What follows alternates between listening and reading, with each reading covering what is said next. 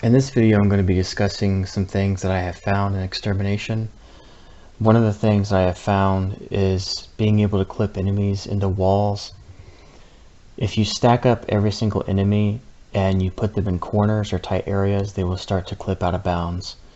Now, obviously you can't get Dennis into some of these walls. Doing it this way, we might be able to figure out how out of bounds works in certain areas, and I'm going to discuss my thoughts on how I think it works. Now, without further ado, let me show you some examples.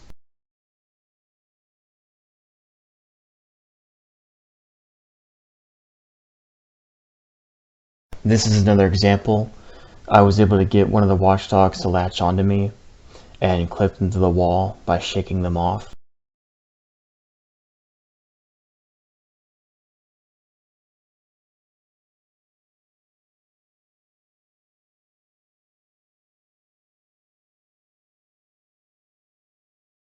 This is just me showing what happens after you clip an enemy into a room and showing that they are no longer there. By doing this, it confirms that going into this room, if you're to clip out of bounds, that nothing in the room would work because you're not being loaded in. By testing this in other areas and rooms with enemies, you would be able to determine if clipping out of bounds would be helpful or useless to that room.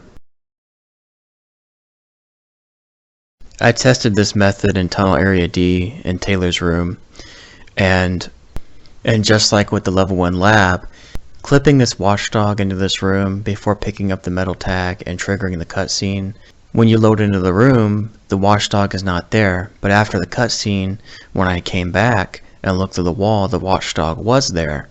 So by me showing this, clipping through out of bounds before loading into the room, the metal tag wouldn't work, and neither would the cutscene. But the only way to actually prove this 100% is if somebody was able to use the barrels to clip into the room and figure out if it would work or not. And me personally, by doing this test, I don't think it would work. Now, if clipping into the room and finding out that picking up the metal tag or the note does work, then that would confirm that clipping out of bounds in the snow truck room and cutting off the padlock to the door would potentially work as well.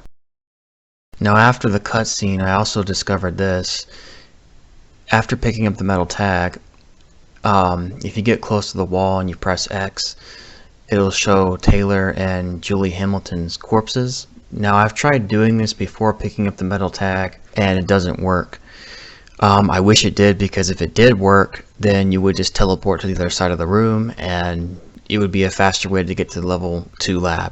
My final thoughts on this is we need more people to glitch hunt. So far, I believe I'm the only one that's doing that, but if we have more people to glitch hunt, there might be more things that are undiscovered in this game, and I really do believe there may be some things that have not been discovered with glitches. Well, that concludes this video. Thank you all for watching, and I'll see y'all next time.